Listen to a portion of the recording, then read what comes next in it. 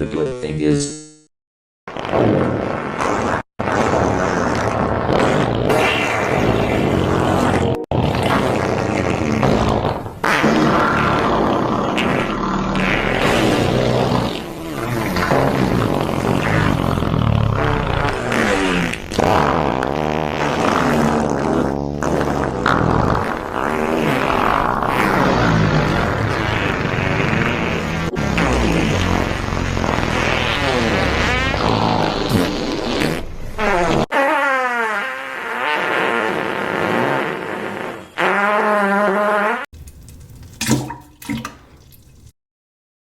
I got it right.